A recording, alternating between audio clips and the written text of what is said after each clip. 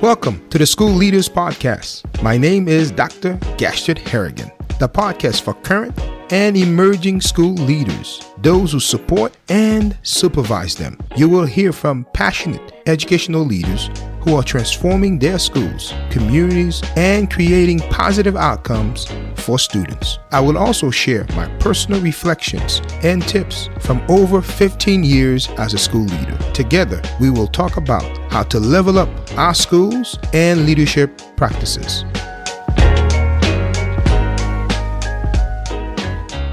Hello, welcome to the School Leaders Podcast. This is your host, Dr. Gashard Harrigan. Before I get started, I would like to thank all of you for listening and for sharing the podcast. When you share the podcast or an episode, please tag me so I can personally thank you. I would like to thank Rita Wisner on Twitter, Janet Williams, and David Prosper for sharing the podcast and episode. Take a moment right now to subscribe and share this episode. Don't forget to leave a 5-star rating and take a moment and leave a comment. Let's get started. In today's episode, I am going to share tips for new assistant principal. If you're a newly appointed assistant principal, congratulations. I am proud of you. I know you are excited and ready to come alongside your principal to turn your school around or to simply scale things up and make the school better. As you start your first year, or maybe you're a veteran assistant principal and you're new to a new building, I would like you to consider these tips to help you have a better year. Let me just share a little bit about myself and my own personal story as assistant principal. I remember my first year as a new assistant principal. It happened that I became assistant principal at a school where we had a lot of veteran staff.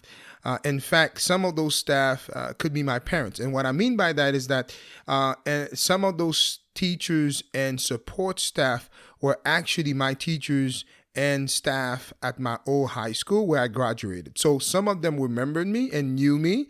And some of them felt that, based on my age, I was not qualified to be their boss or to be their supervisor. In fact, some of them made it known to my principal. So some of the things I'm going to share are some of the lessons and some of the strategies that I implement to gain their trust and buy-in while I work alongside my principal in leading our school in being the top school in our category in the Tri-County area at the time. We became a model alternative school for our state. So those are some of the tips I am going to share that aid and that I use to help me become a more effective assistant principal. Tip number 1, be you. Be authentic. Be yourself. You are hired because of your unique talents, your abilities, and leadership. You're hired because of who you are and what you bring to the table. The most important thing about leadership is being you. Teachers would rather follow an authentic leader than someone who is fake and not themselves. Definitely learn from your boss. Learn from other leaders in the building or in your district, but always remember to be real, to be authentic, and to be you. Again, teachers, staff, parents, and students will appreciate and value more when you are real, when you are authentic, and when you are yourself. Tip number 2, build trusting relationship. You'll often hear me say relationship are the grease that keeps schools moving toward excellence. So it is very important as a new assistant principal or new to your building that you take time to build trusting relationships with teachers, with staff. You need to take the time to really get to know the teachers and the staff in the building, especially the ones that are that you are directly supervising, especially if you're at the secondary level. Often at the secondary level or at large elementary schools, you may have more than one assistant principal, so everybody may not directly report to you. So it is very important you take time to get to know them, get to know their dreams and goals, get to know and find out ways, the support that they need and ways you can actually support them and connect and forge those trusting relationships that you are going to leverage, that you are going to use to really help you in your work. And it goes without saying that you should also build relationship trusting relationship with your principal. Yes, he or she hired you. Take the time to get to know them. Take the time to get to know their vision, their dreams, their goals for that school, and come alongside of them to help them accomplish that. It is very important that you, again, build that relationship with your building principal and you learn to manage up. Tip number 3, understand your role. It goes with the last thing I said, the previous tip of managing up and building trusting relationship with your principal. You need to understand your role. To do so, you need to spend time with your principal, understanding his or her expectation. Each assistant principalship carries a different sets of expectations and challenges. And oftentimes, especially if you're new to a building, but you're a veteran assistant principal, you may think the expectation from your old boss is the same expectation for that your new boss have of you. It's very important that you take time to really understand your role. One of the common number one thing about understanding your role as an assistant principal is that you are there to support the principal. You are there to support his or her vision.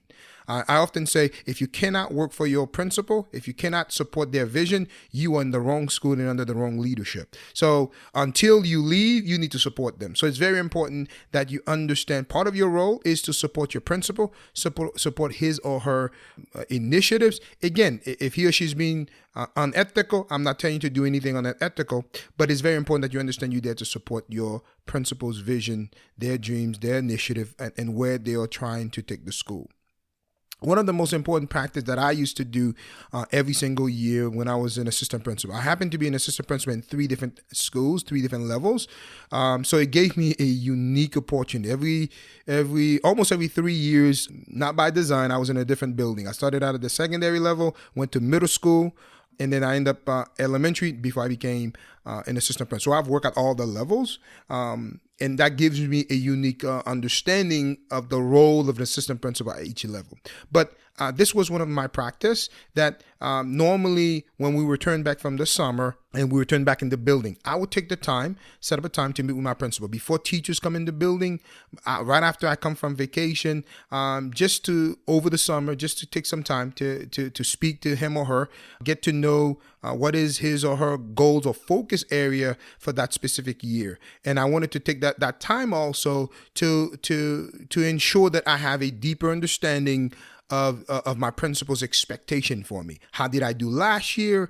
What is it that they would like me to do this upcoming year? What are areas they think I can continue to grow in to become a better assistant principal? And also my goal was to become a principal. Eventually, what are the things that I needed to do to become to be prepared and ready for the principalship level. Even if you don't have no plans of becoming a principal, you still need to take time to get feedback from them. Summertime, right before school starts, is the best time, is because you don't have a lot of teachers in the building. The kids have not arrived yet. It really gives you time to have a real dialogue, conversation that to help you grow, to help you focus on areas. And also, that's the time I encourage you to share your dreams and your goal, an area you would like to improve in the upcoming school year. So also, they can support you or give you the assignments, the initiatives that will help you grow in specific area. The second practice that I had and to help me understand my role is mid-year in the school year, I would set up a time with my principal and get feedback. I didn't wait till it was time to provide me feedback. Middle of the school year, typically around December, January, I would set some time to really get some feedback from my principal because I wanted to grow. And the idea was, how am I doing so far? What adjustments I needed to make? Because what I was looking for is clear, consistent feedback on how I was performing on the areas of my responsibility, and specifically what are the action steps I can take to move and grow as a school leader. Tip number 4, ask lots of questions. When you are new to a building or new as an assistant principal, you need to take time to ask questions. Do not assume anything. Ask why things are the way they are. As an assistant principal, one of the best things you can do is listen. Let me say this again. You need to hear this. As an assistant principal, one of the best things you can learn to do is to listen. The building is full of experts. Engage their knowledge and ask questions. This allows you to get to know why things are the way they are, why certain tradition exists, why is it that we do things the way we do. So go around, ask lots of questions, listen, and learn. Tip number 5, take care of your teachers. Find out what your teachers need and help them get it. If they need instructional support, make sure your school-based instructional coaches or even district coaches support them. Support your teachers. If they need support around student behavior, if they write a referral, make sure you address that referral or address that concern in a timely manner. If they are concerned with students, help their teachers reach out to parents, help them set up parent conferences. You may have support staff that have that role, but make sure it happens. Your job is to ensure that you are supporting your teachers. Teachers do not always want you to have a solution. Sometimes they just want to be heard. When they come to you and they are frustrated, help intervene, but ask them, what is it that they really want for the outcome? Lastly, I'm a strong believer in feeding my teachers and feeding my people. You will always hear me say, if you do not feed the teachers, they will eat the kids. So for me, as an assistant principal, especially when I was at the middle grade level, I used to feed my teachers every single quarter during teacher planning day. It was not money out of the school budget. It was money out of my pocket. Some of you may or may not be able to do it. But for me, I took the time, specifically the teachers that I supervise. Yes, we would have meeting during teacher planning day, but I made sure to feed them. And it was my way of saying thank you. Thank you for your hard work. Thank you for your dedication. I see you. I appreciate the work that you are doing. I appreciate your support. Tip number 6, make decision with students in mind. Now, this is a hard one because so many times, I want to make the best decisions for teachers. I want to make the best decision that fits the schedule. While in reality, as we make decisions as school leaders, as assistant principals, we need to make sure they are in the best interest of kids. And I often will say to my staff, if my son Dylan was in your classroom, would this decision be the best decision? So make decision as if your kids were going to benefit from it. And if it's not good for you, if it's not good for your kids, then it's not good for anybody's children. So in every decision you make sure you make it with students in mind. Tip number 7, know and follow your school and district policies. Well, as a new assistant principal, you are not expected to know all the policies, but you're expected to, before you make major decisions, that you ask questions and you find out what the policies and procedures are for your school and definitely for your district. So you need to know the policies around student discipline and behavior, around social media, know the policy around transportation. The main point here is to get to know your district, your school, policies and procedures that impact your day-to-day work. Tip number 8, communicate often and with purpose. Communicate. You got to find a balance between what should you communicate in an email, what you should communicate in a meeting, what things you should address individually. But the key thing is, as you try to navigate that balance, is that when you do communicate, you communicate clearly with purpose to ensure that you are getting your expectation, across, whether it is to teachers, to students, to parents. It's very important that you communicate and you communicate with purpose. Effective communication requires identifying the purpose and ensuring that the message meet the needs of the intended outcome. So that includes also sending out emails. Whether it's emails reminding teachers and staff to complete specific tasks, whether or not you are following through on specific reminders, just make sure that, you're not sending reminders to people who shouldn't be getting those reminders. But you want to communicate to the intended audience. That's very important. Tip number 9, have a meeting agenda and value teachers' time. When you're having meetings with teachers and staff, be sure to have an agenda. You do not want to waste teachers and staff time. Start the meeting on time and really just share the critical information. Teachers and staff are pressed for time. do not waste their time by having a meeting just to have a meeting. Make sure that the meeting has a purpose and that you're addressing specific areas, specific concern. No one, including yourself, want to attend a meeting just to attend a meeting. So when you're having a meeting, have an agenda and value and respect teachers' time. Tip number 10, organize your priorities and work. The role of the assistant principal comes with many responsibilities. Managing those responsibilities oftentimes can be daunting, difficult, especially when you have things popping up all the time. Especially student discipline can take a lot and a large portion of your time. So it is very important that you prioritize your day, you prioritize your calendar. It is important that you prioritize your day every day. Consider those things that are the most important for you and list them in order on your to-do list. As you complete them, mark them off. Make sure you keep your non-negotiables at the top. For me, I have a color-coded. I color code my calendar. On my calendar, items that are in red are considered deadline. Those are all deadlines, and I need to get them done. I need to get them done ASAP for that specific day or that week. Items that are in yellow for me in my calendar are untouchable times that I must get done that specific day. These things in yellow typically also include time I need to be present in the classroom, time I need to be present in the hallway. So I recommend you color code your calendar and you prioritize your to-do list to make sure you get your work done and you focus on your priorities and your non-negotiables, because a discipline, constant interruption by phone calls going to eat up your time, and you want to make sure you're always focused each and every day. Tip number 11, get into the classroom. Spend a great deal of time in the classroom. Also, don't just go in when you're evaluating teachers. Spend non-evaluative time in the classroom.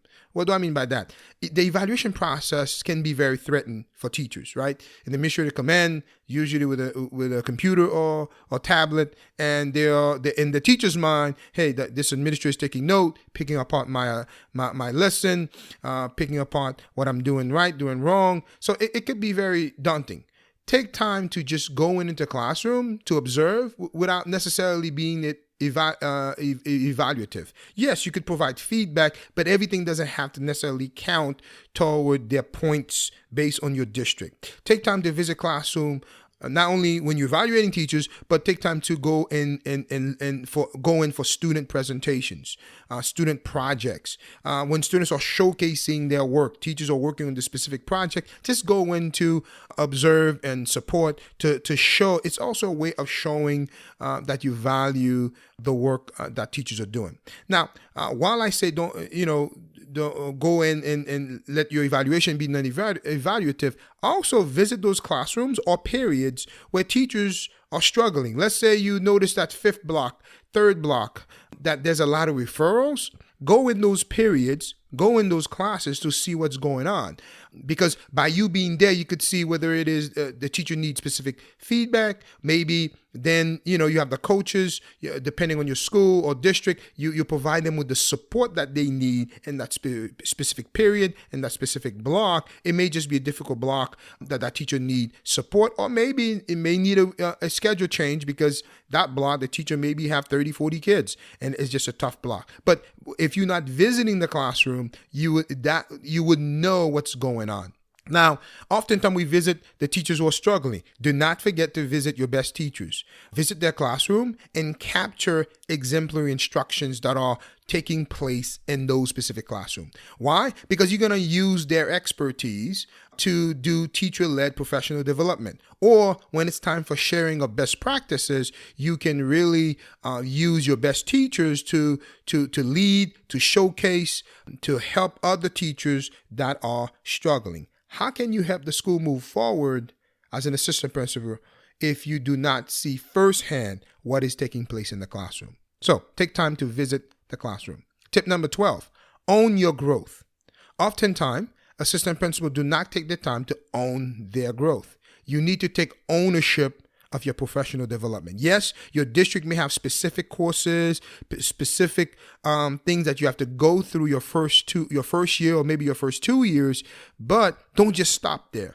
There may be a variety of professional learning opportunities available to you. One of the things that often as assistant principals overlook is your principal in the building. Right? Take time to ask your principal, ask them, hey, I would like to observe you doing specific tasks, right, that are not assigned to you that you like to learn and grow from. So your principal really should be your first person you should really tap into and learn from them. Watch them as they facilitate maybe difficult discussions.